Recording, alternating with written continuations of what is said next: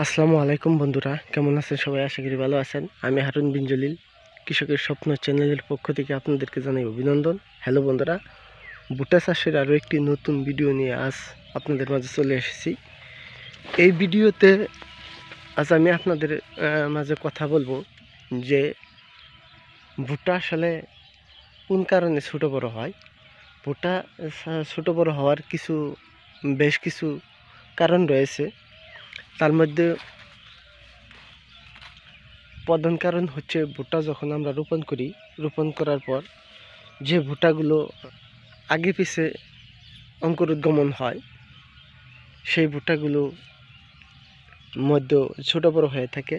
বিশেষ করে কোনো কোনো ভুট্টা দেখা যায় যে আমরা যখন রোপণ করি তখন মাটির একটু নিচে গভীরতায় চলে যায় ভুট্টার বীজ। সেই গভীরতা থেকে ভুট্টার বীজগুলো উঠে আসতে সময় লাগে, মাটির উপর উঠে আসতে সময় লাগে।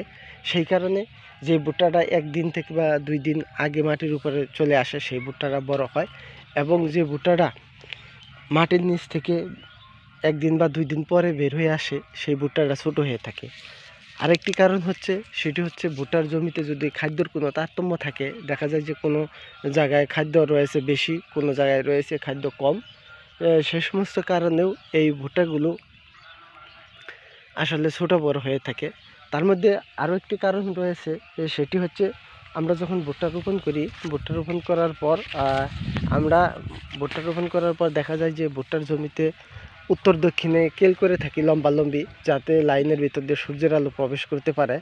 সেজন্য দেখা যায় যে লাইনগুলো দক্ষিণ দিকে এবং পূর্ব পাশ দিয়ে ভুট্টাগুলো থাকে, যে জমিতে পূর্ব পাশে এবং দক্ষিণ পাশে থাকে সেই ভুট্টাগুলো মূলত সূর্যের আলো বেশি পেয়ে থাকে, এবং তার কারণে দেখা যায় যে ভুট্টাগুলো সেই 2 সাইডে ভুট্টাগুলো বেশি বড় হয়ে থাকে, এবং বিশেষ করে উত্তর সাইডে যে ভুট্টাগুলো থাকে সেই ভুট্টাগুলো বেশিরভাগই ছোটো থাকে।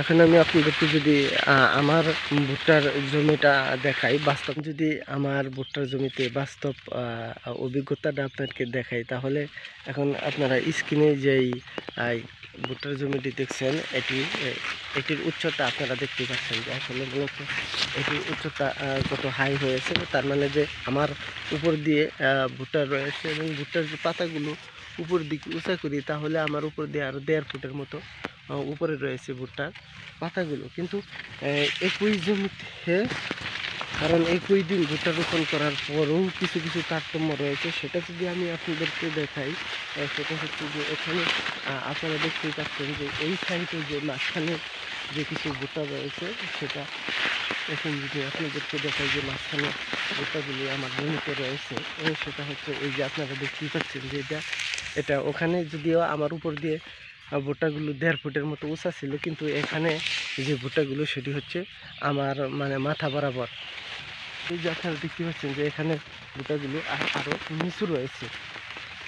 এই ভুট্টাগুলো নিচু হওয়ার জন্য আমি আপনাদেরকে যেই বিষয়টা বললাম, সেটি হচ্ছে যে ভুট্টা যেই ছোটো বড়ো হওয়ার যে কারণগুলো বললাম, তার যেই ছোটো বড়ো সমস্যাটা হয়, এই ছোটো বড়ো সমস্যাটা সমাধান করতে গেলে আসলে কোনোভাবে সম্ভব হয় না। কিন্তু তারপরেও ভুট্টাগুলো যাতে মোটা থাকে এবং ভুট্টার গাছগুলো যেন এক সময় বড় হয়ে যায়, সেই কারণেই এর সমাধান হিসাবে যে কাজটা করতে হবে সেটি হচ্ছে যে আমরা যে ভুট্টার জমিতে 3 ধাপে সার প্রয়োগ করে থাকি। প্রথম ধাপ হচ্ছে ভুট্টা বীজ রোপণের পূর্বে জমি প্রস্তুতের সময়, আর দ্বিতীয় ধাপটি হচ্ছে ভুট্টা গাছের বয়স যখন 25 থেকে 30 দিন হবে তার মধ্যে, আর তৃতীয় ধাপে যে সারটি আমরা প্রয়োগ করে থাকি সেটি হচ্ছে 50 থেকে 55 দিন বয়সের মধ্যে এই সারগুলো আমরা জমিতে প্রয়োগ করে থাকি। কিন্তু যখন এই ভুট্টাগুলো জমিতে ছোটো বড়ো হয়ে যাবে, তখন যে কাজটা করতে হবে, 35 থেকে 40 দিনের মধ্যে জমিতে আবারও কিছু সার প্রয়োগ করতে হবে। আর সেই সারগুলো প্রয়োগ করতে হবে যে সমস্ত জায়গাতে ভুট্টাগুলো ছোটো বড়ো রয়েছে, ভুট্টাগুলো নিচা রয়েছে এবং ভুট্টাগুলো চিকন রয়েছে, সেই সমস্ত জায়গাতে এই সারগুলোকে প্রয়োগ করতে হবে। আমার ভুট্টার জমিতে আমি আপনাদেরকে যে দেখালাম যে আমার জমিতেও কিছু কিছু জায়গায় ভুট্টা ছোটো বড় রয়েছে এবং চিকন রয়েছে, সেই সমস্ত জায়গাতে আমি আজ কিছু সার দেওয়ার জন্য নিয়ে এসেছি। সেটি হচ্ছে ইউরিয়া সার এবং রয়েছে ডিআইপি সার।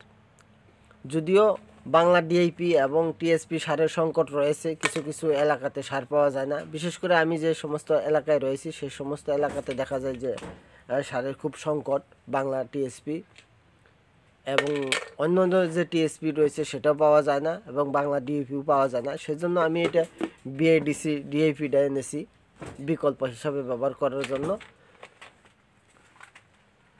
আশা করছি যে এইভাবে সার প্রয়োগ করার ফলে আমার যে কিছু জায়গায় ভুট্টার গাছগুলো চিকন রয়েছে এবং নিচা রয়েছে, ছোটো রয়েছে, সেই গাছগুলো আল্লাহর রহমতে মোটা হয়ে উঠবে এবং বড় হয়ে যাবে।